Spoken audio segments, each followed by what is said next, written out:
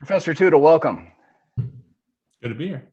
So I just got done with a trail run, and the way I think of this topic, history of campaigns in America, is a braided trail between government and campaigns, or trying to get elected, and then once you get elected, how you govern and who you're responsible to. Are you responsible to the citizens who elected to you, or all the citizens, or what are you sworn to? But on the other hand, you're sworn to uphold the Constitution, but if you're not elected again, then you can't implement whatever you want to do. So it's kind of this mess of a trail. It's, sure, it's in the same direction, it's the same person, but the president of the United States is also the president or the chairman of the party.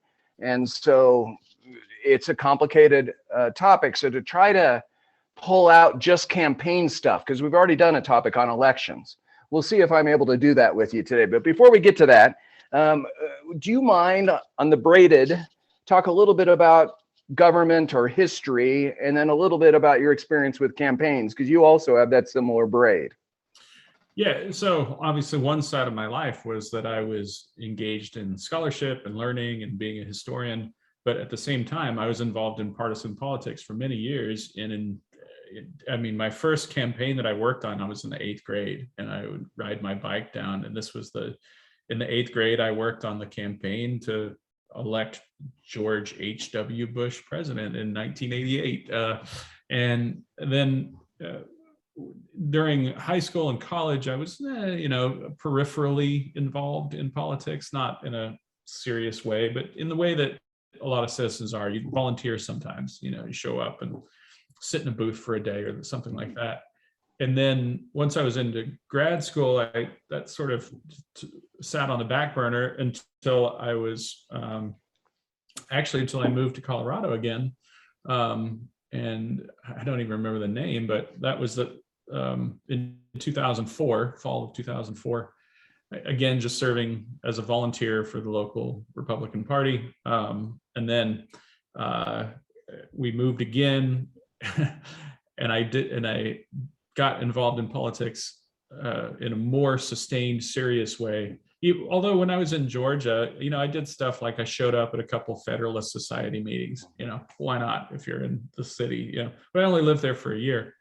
And then when I moved back to my hometown in 2007, that's when I really said, okay, well, now that I'm putting down roots and I'm going to be living here for a while, founded the Young Republicans, because I was still under 40 at that time.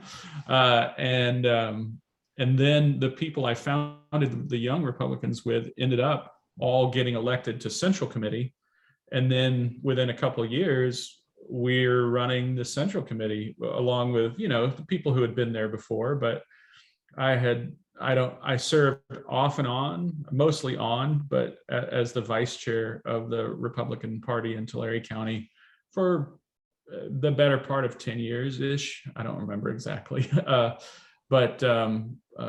So in that capacity, I was involved in almost every aspect of really grassroots campaigning, from candidate recruitment to fundraising to actual campaigning, strategy, managing, messaging, creating content. I'm still the person who wrote the brochure, the flyer, that gets handed out as this is what a Republican is supposed to believe, that kind of stuff.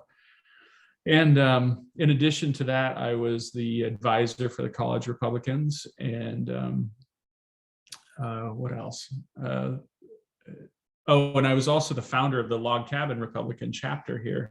The Log Cabin Republicans are the gay rights Republican organization, the largest and oldest. Well, I don't think it's the largest anymore, but it is still the oldest gay rights association affiliated with a political party. The Log Cabin Republicans are older than any Democratic gay rights organization. What was your passion on that? Because if my memory is right, you're not gay. What was your... Well, first of all, it's none of your business, but no, I'm not, Agreed. I'm married. I was married to a woman, and I have children. Yeah. But I just say, it was the next frontier of liberty in a way. It was Hey, my dad needs to mute himself. Hey, Dad, hit mute. There you go. So it was really nothing.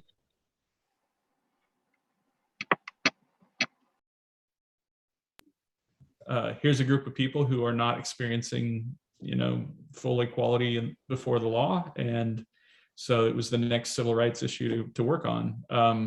Awesome. Yeah, it wasn't. A couple of lines. You've been involved in campaigns a long time. Most of your adult life, in one way or the other, and to more or less extent. Yeah. Cool. Give two or three lines on your historian bona fides. Oh, yeah. I'm a political historian with a PhD from Ohio University, and I write for places about politics. Excellent. So, Professor, as I'm wont to do, especially with a historian of your acclaim, is not to just start talking about Citizens United or James Atwater or current events. I guess that's not current events, but in my lifetime, current events.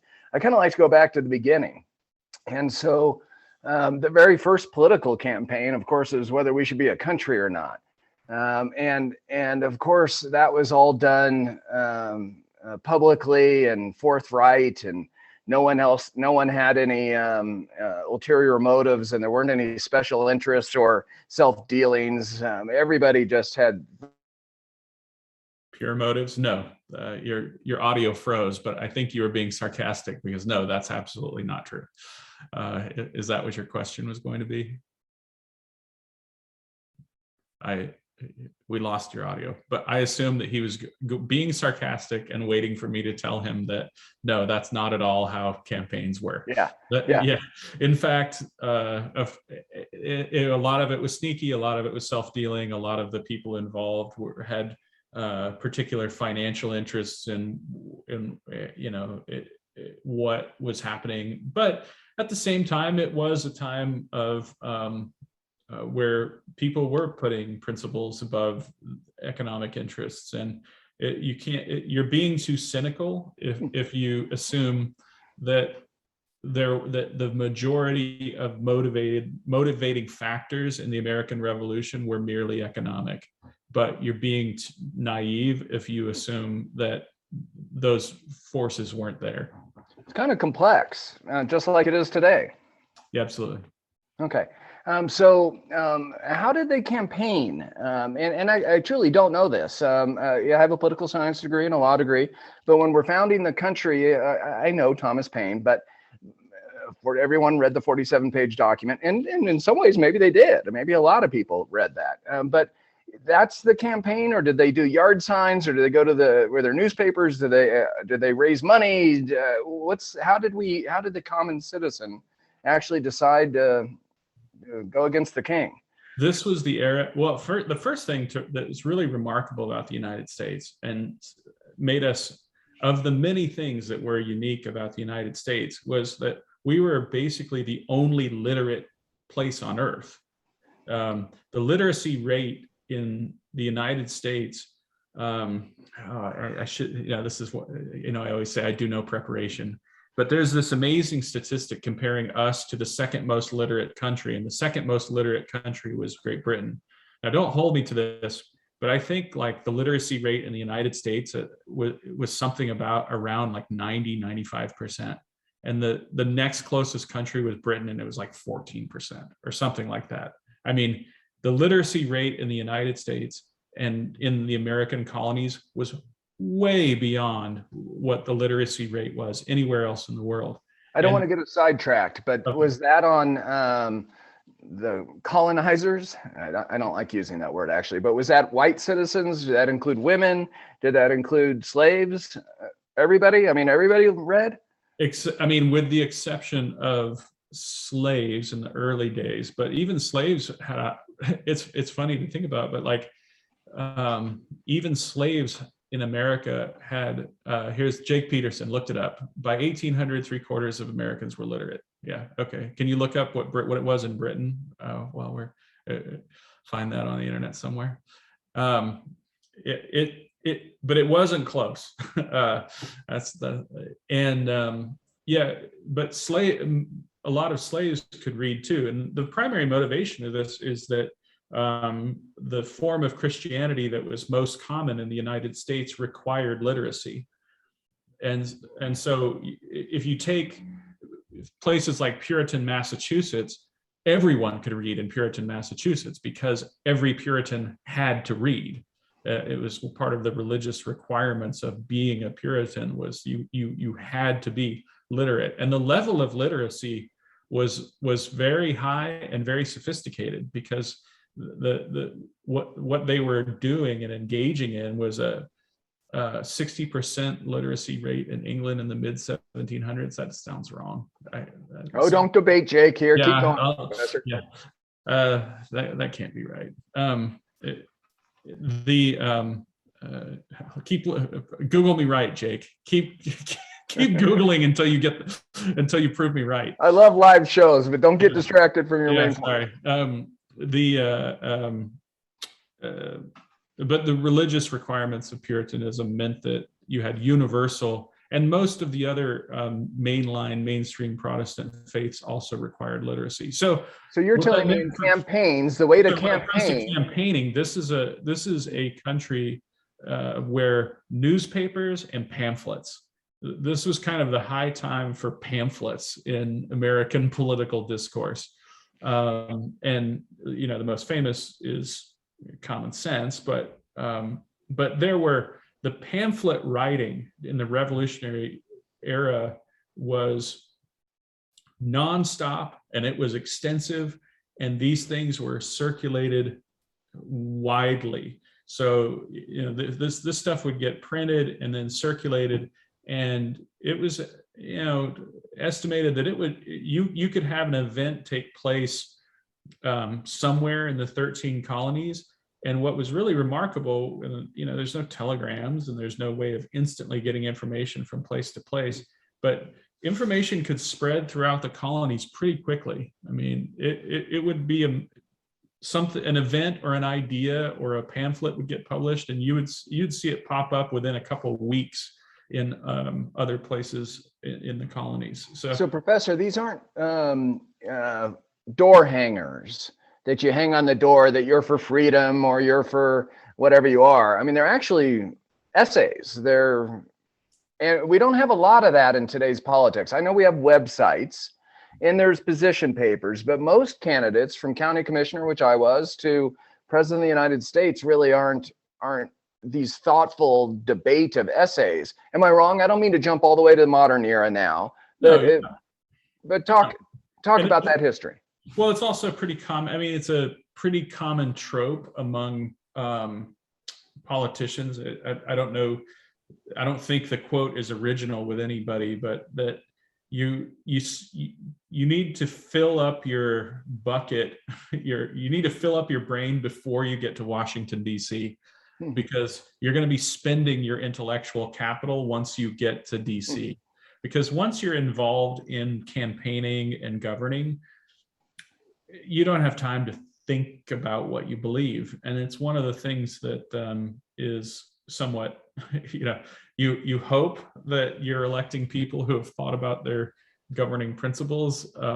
But the reality is that much of campaigning and governing is a drain on your intellectual capital. And you rarely have time to step back and think about what you're doing when you're involved in the nitty-gritty of it. And then the other thing is, when you're trying to convince people to vote for you, modern advertising and modern psychology is very sophisticated in figuring out what motivates people, and the things that motivate the animal parts of your brain are pretty elemental. And it's sort of sad in a way that that negative campaigning and simple messages work so effectively, but the reason why people do it is because it works. So thus the political messages of today tend to be very short and very negative. So you do agree that it's probably a change. We were more intellectual a couple hundred years ago, even the common man. Well, the other, not necessarily, because what you tacked on the end there with the common man. Elections also were much less democratic. Most voting wasn't universal, and it was highly representative. So the pool of voters was much smaller. It was property owners for the most part. And we don't really see a massive expansion of who can vote until the 1820s and 30s. And that's when the common man can really vote for the first time everywhere in the United States. And by about the late 1830s, you have the popular vote and the majority of people being able to vote. Okay, before we get to that, and you can expand more on that in a second, that trend from 1775-ish, the founding of our country, to the Constitution, the Federalist and the Anti-Federalist Papers, and Common Sense. Do people need to read Paine, and do they need to read all of those? Or is that more of a historian's unique, or maybe when you're retired, you read some of that stuff? Talk to us about, to understand modern campaigning, do we need to understand our core principles and the debate and how it was done? If there's something important from that whole era, here's your time to talk about it. Well, I would just say that I think it's more important to focus on the things that have been lost than the things that we still do. So in that sense, I think it's more important for a regular person to understand the basics of civics and what our Constitution is supposed to be doing. So, given the fact that most people are busy and you don't have much time to dedicate to these kinds of pursuits, I would probably say read Federalist 1 and the Declaration of Independence, and then maybe move straight to the Constitution. I could probably come up with a longer list if I needed to, but the way I structure my classes is basically around the idea that what do I think is most important from the American Revolution? What are the 3 documents from the American Revolution? And I don't assign common sense. Okay. I would be somewhat hypocritical if I said that everybody should read it, and then I don't even require my own students to read it. So, Professor, I'm going to switch gears on you slightly here. We only have 12 more minutes of this before we open up to questions from our friends. It's violence as part of the campaign. And I know we've alluded to this, and in fact, one show we talked quite a bit about it. But it's a common topic now. It's almost every day I see on my thread someone saying that this is the most difficult time in the United States potentially since the Civil War, or we're ripe for civil war again, or the left side or the right side is going crazy and they're planning more insurrections, et cetera, et cetera, et cetera. I'd like your view on violence as a political measure. And let me give you one other specific that happened this morning. A former state representative in Colorado, and I hope he or she reads or watches the show someday, but I don't want to name them, said, don't forget that America is founded on violence. It's right in our Constitution. And I read a couple of the comments, and another Republican friend of mine, acquaintance of mine, who's a current county commissioner, said, yeah, I agree with the sentiment, but it's actually the Declaration of Independence that allows us to use violence to overturn our government if we don't like it, not the Constitution. This is a real topic that's going on now, people talking violence, and I don't frankly like the topic. I think I'm even hesitant to bring it up to you. But can you talk a little bit about violence in the campaign tradition from our founding to present in less than 2 or 3 minutes? Okay. Well, the first thing to understand is that political violence is an oxymoron. Politics cannot take place where violence is present. Once you are engaged in any form of violence, you are no longer engaged in politics, because politics is, and I guess I bet every single one of those people who says that they love political violence now would also claim that they like capitalism. But to put it into, imagine this as a metaphor. If I was holding a gun to your head and saying you must buy Nike shoes, you can't say that the free market is functioning. You are not making a free choice about which shoes to buy if somebody is threatening you with violence to buy those shoes. And so the same person I mean, I don't know anything about this person or why they would say something is foolish about political violence, as it sounds like they said. But no, once you introduce violence, politics is impossible because people are no longer making free choices anymore. So violence is the end of politics. It is the opposite of politics. It is a thing that ends politics. Oh, I'm sorry, are you muted?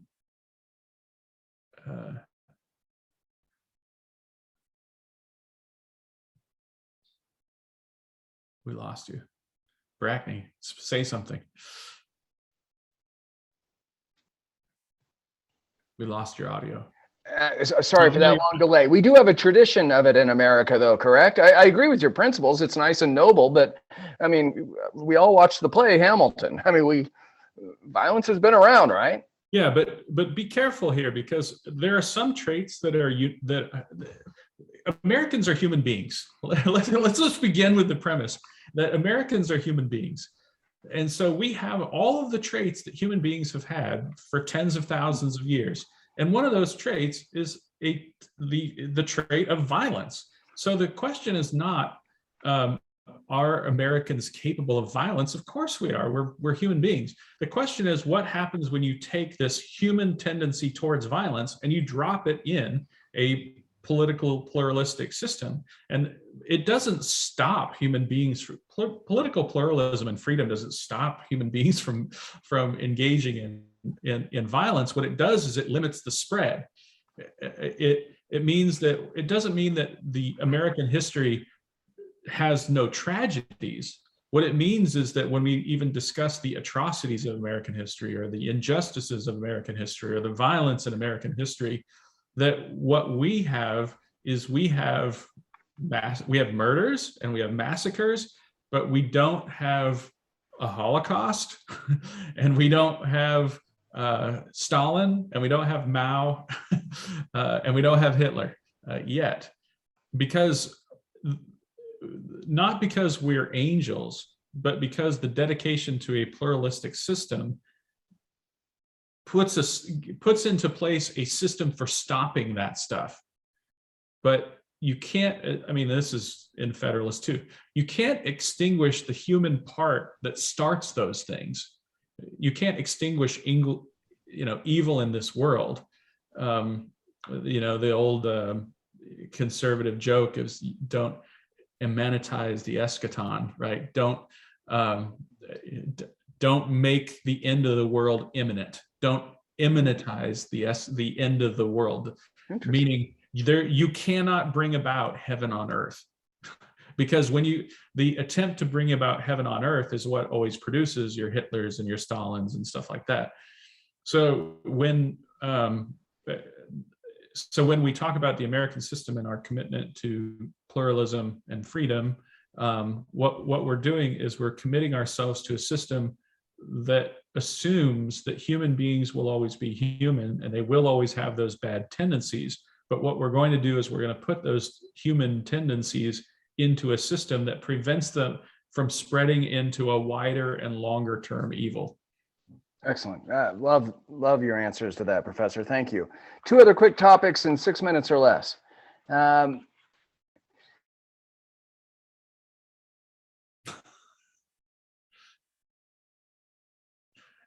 It's almost like a conspiracy that every time he talks, his audio cuts out. Do we have any lip readers here?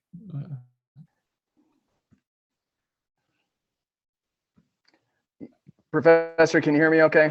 Yep. Okay. I think I lost you that whole thing. Voter suppression.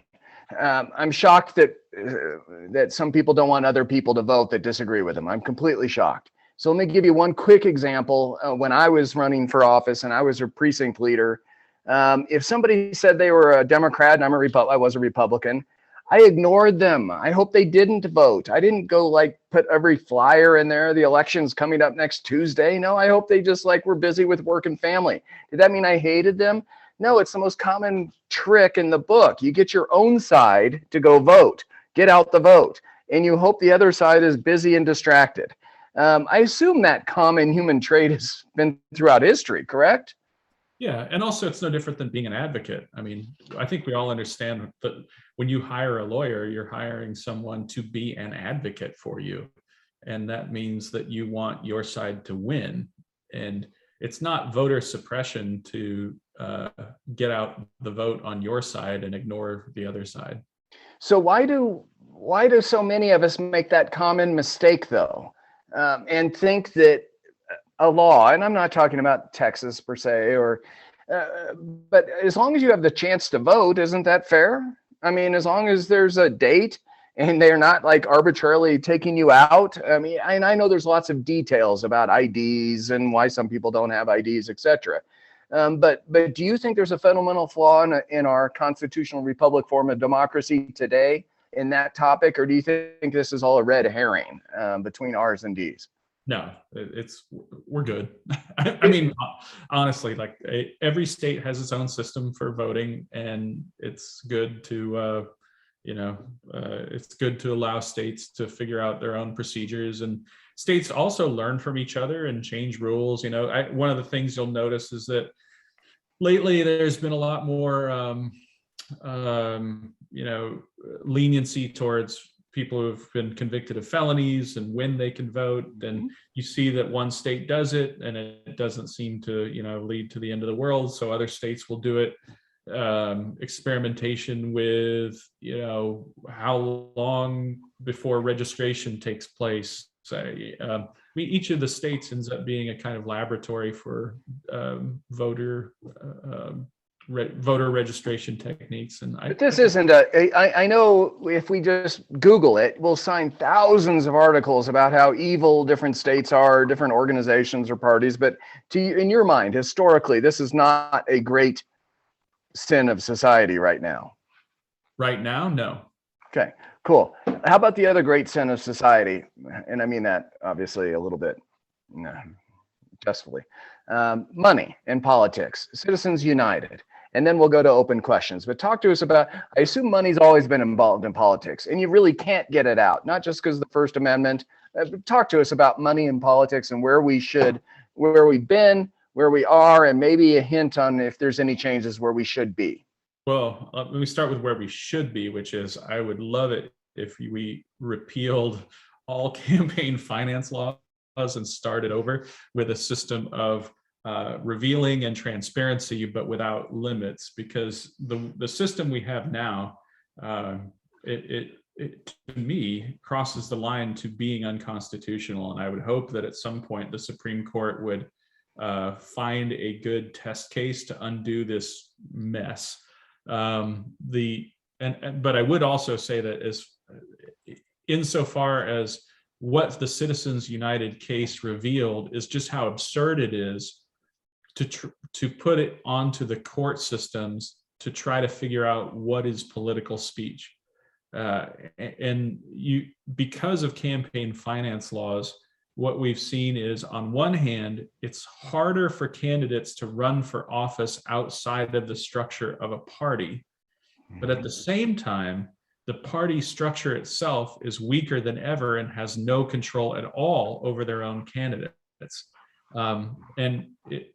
I would favor absolutely both political parties being more independent, left alone, and required only to have transparency.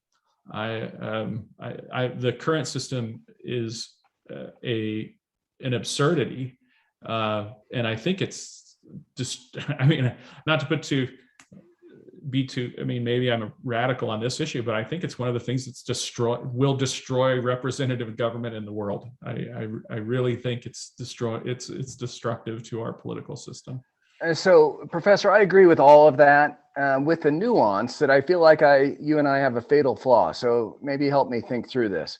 Thomas Paine's Common Sense was published under the name Thomas Paine. correct? Yep. And the Federalist Papers were published under their names, correct? No.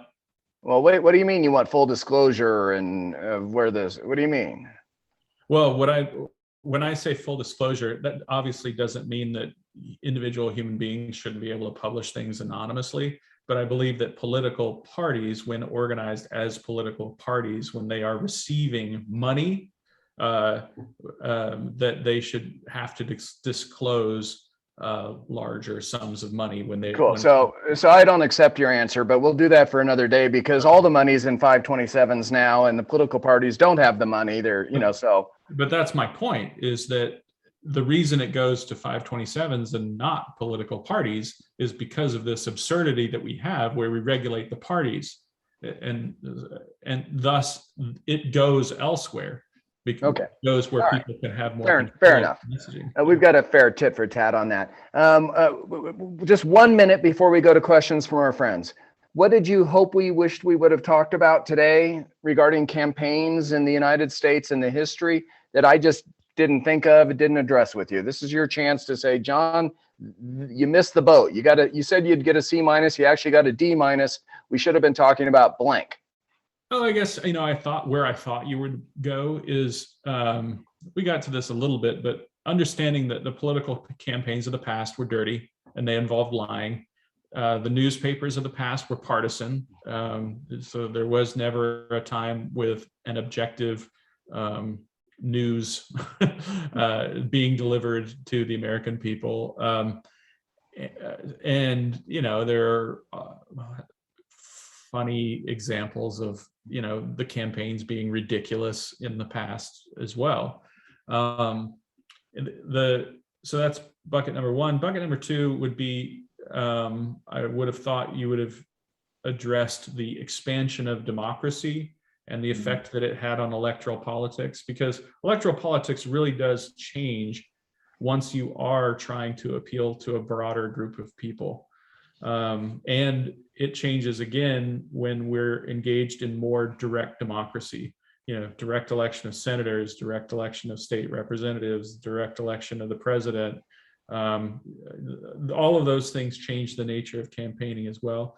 But I was hoping we would get to some sort of topic of violence and voter suppression. And just a reminder that when we talk about, for instance, election results, maybe the Rutherford B. Hayes election, where people called him brother fraud and claimed that he didn't really win the election. And I always point out to my students that if Black people had been allowed to vote and the Black vote had not been suppressed in that election, Hayes would have won in a landslide. So the idea that somehow he was the one committing the fraud is an old Democratic lie. The only reason that election was close was because of the suppression of the Black vote. So people will say, "Oh, in a fair thing, you would have done." No, if it had been a fair election across the board, Hayes would have won in a landslide. But so I would just say, when you even the stuff that you learned in history, the old stuff, don't forget to take violence and voter suppression and apply those lessons to these kind of older received events from the past. Excellent. And I do think on your second point, that's worthy probably of a show in and of itself, about the transition from a representative democracy to a pure mob rule democracy. And we're not there yet. Yeah. But boy, it seems like we're getting close on both sides of the aisle. So team, sorry to go 4 minutes over, Jake, because you critiqued my always going over, you get the first bite at the apple. Jake, what is your question or comment for the professor? Okay, so this kind of cuts into material that you weren't able to get to that you just talked about, and you have discussed this on your other podcast, and it's still an ongoing issue. It's been an issue for several months now. Do you want to talk about these so-called voter suppression laws that like Texas is passing, and then the big drive for the Democrats in Congress and the White House wanting to pass the For the People Act? I don't know that I guess I will make a general comment, and that is that every state has some sort of rule that you have to prove who you are when you vote. And for some states, it's showing an ID. And for some states, it's a signature match. But there has to be some mechanism for proving who you are. There has to be some, and I would just say that if we're being fair in our assessment, there aren't any states where it's hard to vote. Any person could go to any state in the United States, move there, and figure out how to vote by reading a 3x5 card. It's not hard. And in every state, election officials, and the other thing is there's so much legal, this is why some of the Trump stuff was so infuriating and weird, was they kept pretending that the legal remedy, if you can't vote, is to throw your vote away. I mean, that was kind of the underlying legal theory of the Trump side, is that, oh, the way these people voted was illegal, so let's throw their votes out. That's not what the legal remedy is when something improper has happened. When something improper has happened, you have a legal burden to go out and vote, let that person vote again.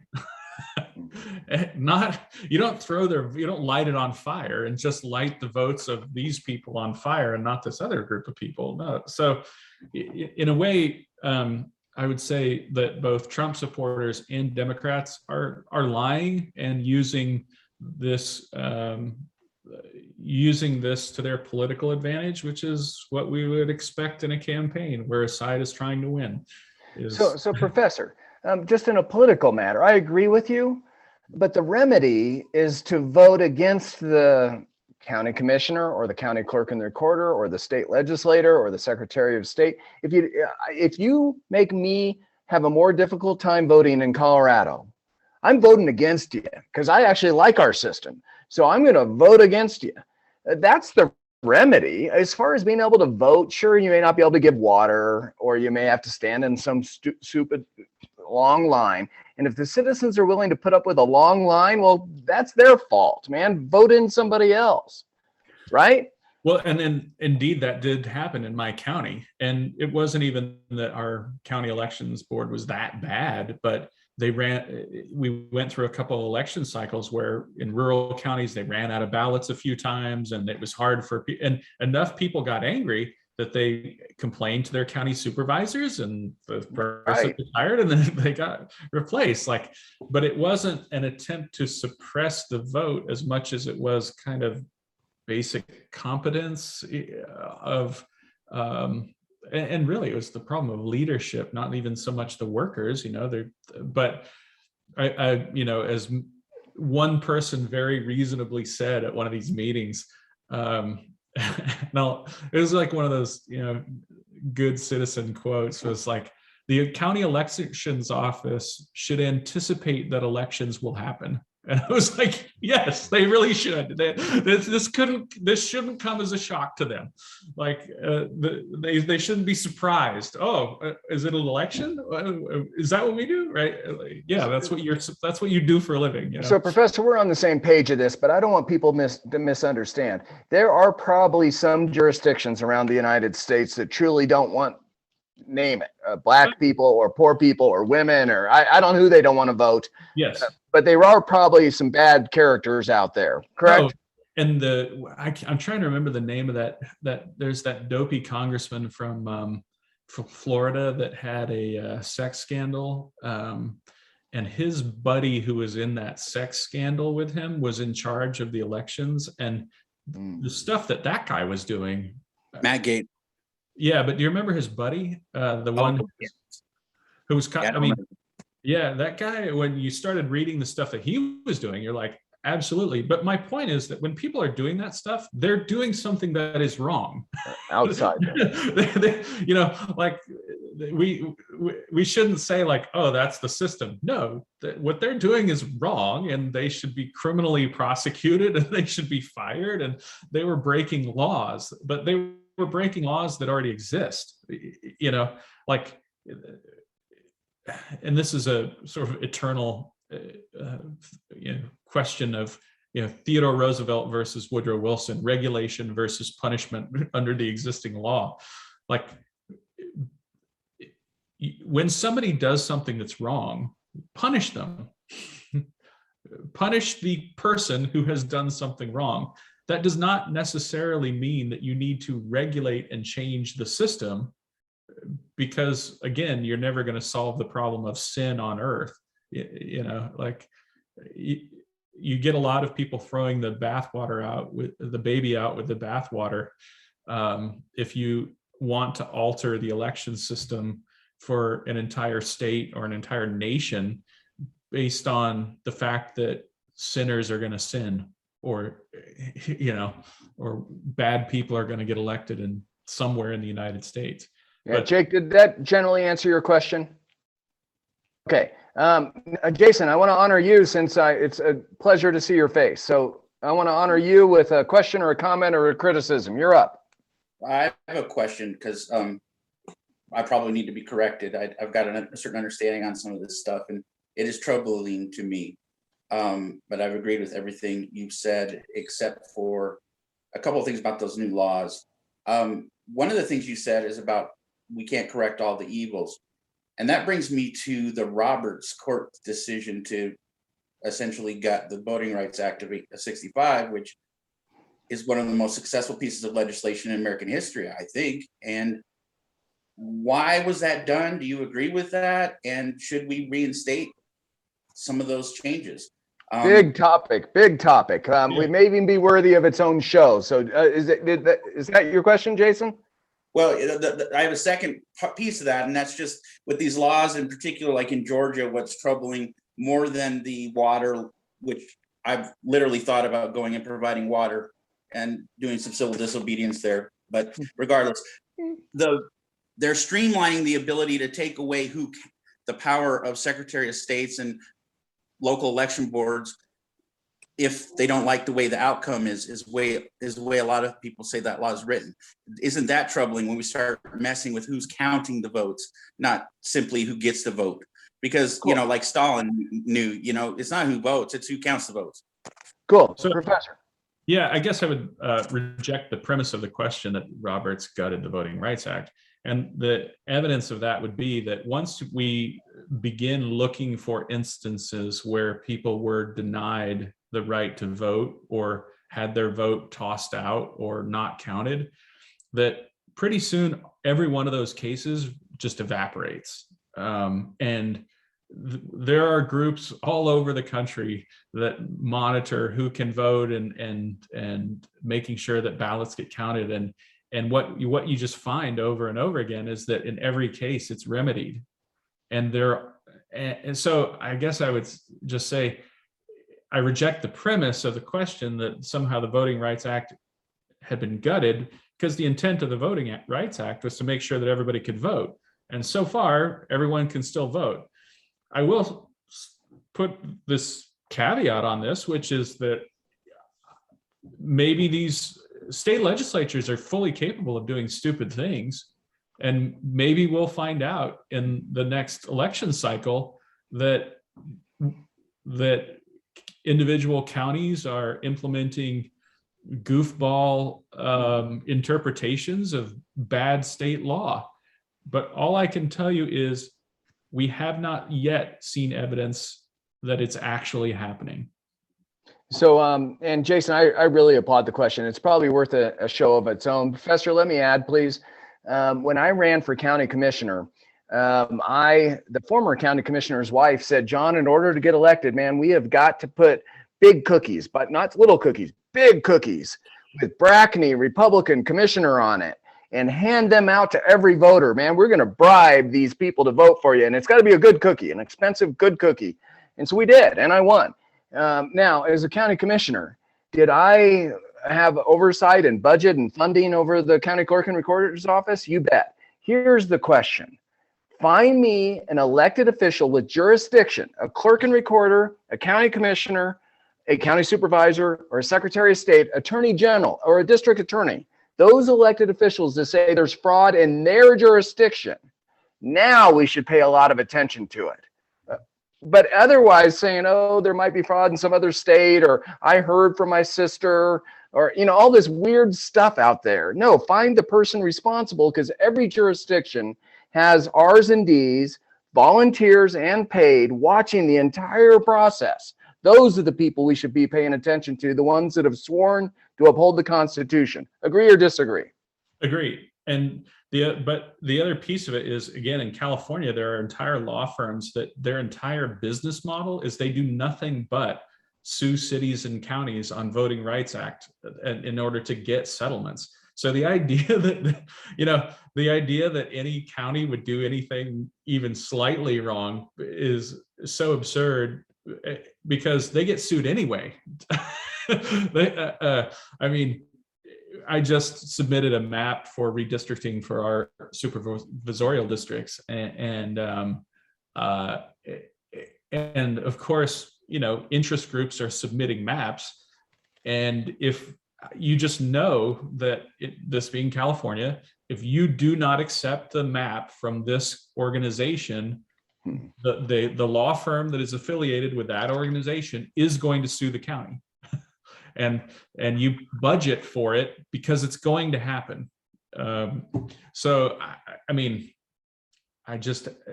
I hate to generalize, because I know I live in California, but knowing the existence of of these organizations dedicated to finding fraud where none exists makes it hard for me to believe that fraud where it does exist is still suppressed. Yeah. Fascinating points. I don't mean to convince you today, Jason, but it's a great conversation. Thanks for the question. Well, okay. John, let me stop right there and say, it's not even a matter of convincing, because I think, as I said from my answer, like, Jason might be right in the next election cycle. All I can tell you is that we haven't seen evidence yet. Agreed. So Jason might end up being right in 2 years. We just got to wait. Agreed. But boy, hell hath an elected official like citizens who are angry at him for taking away their procedurals. I'm telling you, sure, a legislator might do something, but boy, whew. Yeah, no, it's absolutely true. And people will show up at meetings.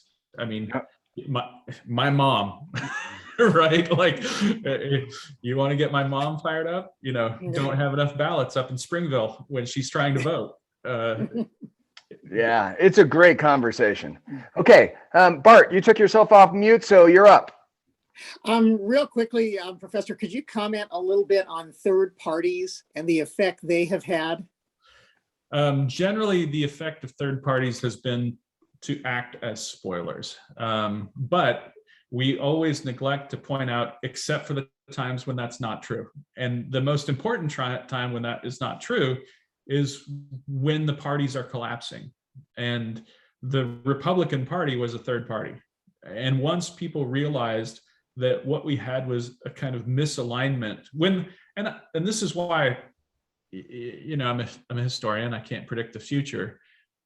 But one of the things that I think almost everybody on this panel feels in terms of political culture is that the political culture is out of step with the current political alignment for whatever reason.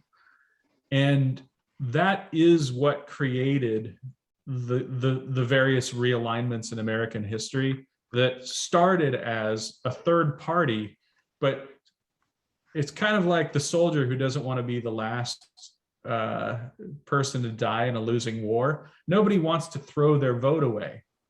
So the key to the success of something like the Republican Party when it first started was that once people were so fed up that they were no longer participating in the existing party structure, and they were just talking to each other like, hey, none of us believe this stuff that these two parties are saying.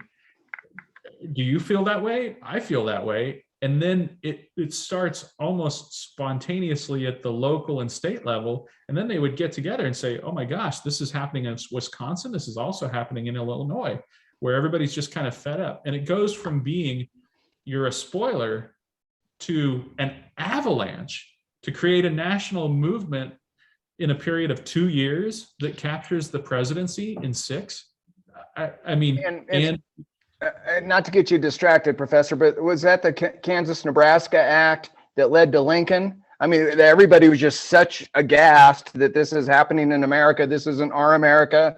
And then Yes. Lincoln came.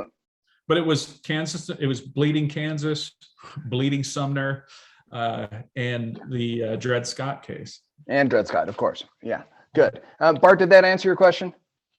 I mean, what it would take. So the reason why it's important to the Dred Scott case is so important is after the Dred Scott case, every Northerner had their understanding of the Constitution and what they thought America was ruled unconstitutional. Mm-hmm. And you can just imagine the outrage that is sort of bubbling up among people nowadays. A lot of it stems from the fact, I mean, I had this happen to me at work sometimes where you're told that you must institute racism as part of your job. And it touches on something that's such a core belief that you just say, I can't do that. And I can't go along with that. And I can't support a government that would try to force me to do that, you know, And you mean anti-racism that you think is racism. I just want to make sure I'm understanding yes, it, right? Yes. The idea that I have to assign grades and by race, you know, is anathema to every core belief that I have, that I must discriminate and distinguish on the basis of perceived ethnicity, sexual orientation in hiring and in grades, you know. And We had a whole show on that, and we might revisit it again. But my point is that just whatever this issue is, that when it's something that touches upon your core identity as a human being, where you simply say, like, I can't stand, I can't participate in this, I can't be a part of it, and then if you meet enough other people who feel the same way, you say, okay, well, this is the new party. So Professor, I have the premise, and I know the polls, what they say, and I know how you love polls, but the polls say everybody's in favor of a certain ex-president in the Republican Party. I don't believe it. I think the Republican Party is at an irreconcilable divide right now, and Democrats are about 3 to 5 years behind us. Agree or disagree? Well, it depends on who you're calling Republicans, because by my lights, most people who are Republicans aren't Republicans anymore. Mm-hmm. So if you were to define the Republican Party as people who believe in individual liberty, economic opportunity, and American exceptionalism, then by that definition, most people who are Republicans do not belong to the Republican Party. So we've already split apart. We just don't know it. Yeah, and so that's why I'm saying, like, this is why maybe this is the fertile ground, because what we're talking about instead is the recognition of reality, not the creation of reality. Yeah, cool. So Ben, not to put you on the spot, but I bet I just pissed you off. So you don't have to respond to me or your own affiliation, but over the whole conversation, what are your questions, comments, or criticisms? Well, first off, sorry I missed the last couple of sessions. I am very much glad to be back in the land of no humidity, however.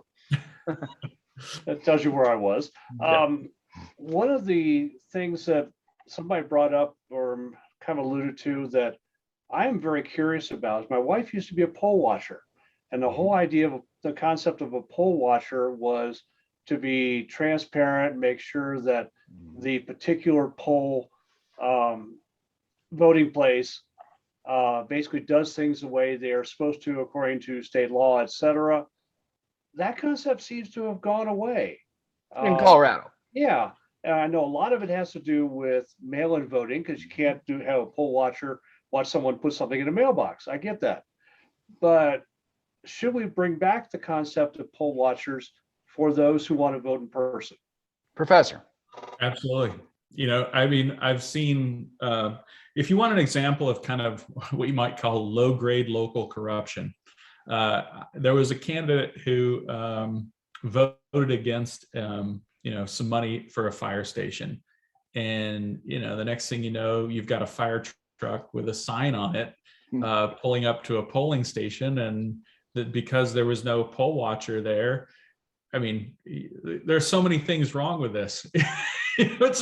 They're using a publicly paid for fire truck that gets 2 miles per gallon to engage in political campaigning. And you say to yourself, how can this, even go on? But the answer is, well, firemen are heroes, so we can't point out when they are engaged in political corruption and self-dealing. But on the other hand, there was nobody there. Yeah. So Ben, thank you for your question. Professor, you're wrong. No, in modern world, every single one of us as a reporter, we all have a camera, we all have video. That's also old school. Yeah, Ben, I was a poll watcher. My parents were poll watchers. They were a duplicative, a redundant system on top of the sworn R's and D's that were getting paid to watch the sworn employees. And yes, it's kind of nice to go, hey, I know you, or who are you? But it also could be used as a suppression of like, hey, why are you watching in our neighborhood? And I could see that in other places around the country. I don't like it. It didn't happen here, but I could see that happening. No, and you're right. And that has been the trend, I would say, in the last 5 to 10 years, is that the poll watchers try to engage in voter intimidation, and you have to. So in other words, I'd say you're probably right more lately, that what we really need is somebody watching these goofballs who show up to engage in. My old I'm horrible in Latin. Quis custodies.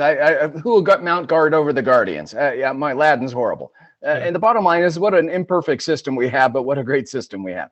But it's also, it's a feature, not a bug. It's the reason it's the reason it is so hard to steal an election in America, is because of the diversity of systems that we have. That makes it almost impossible to engage in widespread fraud. Agreed. You have to negotiate all these inefficient systems. Agreed. We have 3 minutes left. I want to honor your father if he's so inclined. I don't think he did before, but just in case, Mr. Tootle, if you'll take yourself off mic if you want to brag about your son. And we'll give you a second. So far, we'll let you go after Bill Shepard. Bill, you get the last word unless Mr. Tootle jumps in a moment. I got nothing. I think this was a great discussion, great questions. Thank you both. Yeah, I really appreciate you, Bill. Our world would be a lot better place if there were citizen business leaders like you that engaged in civic discussion like this regularly. Thank you, thank you, thank you. Okay, last call, Mr. Tootle or anyone else? Well, I just want to praise something that Jason Nelson put in the notes, because he knows that's one of my slogans, and I hope that I don't know if he remembers me saying it from many years ago, but my favorite quotation from Dick Cheney when he was asked about gay rights, which was, "Freedom means freedom for everyone." Yeah, I totally agree.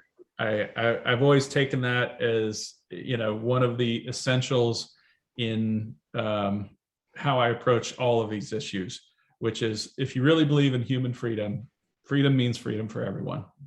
Yeah, Professor, I even take it one further. I defend a lot of my liberal friends and a lot of my for the same reason. I figure if I'm defending their rights, then they'll eventually, hopefully, protect my rights as well. Even though I don't like their stuff, I think it's wrong.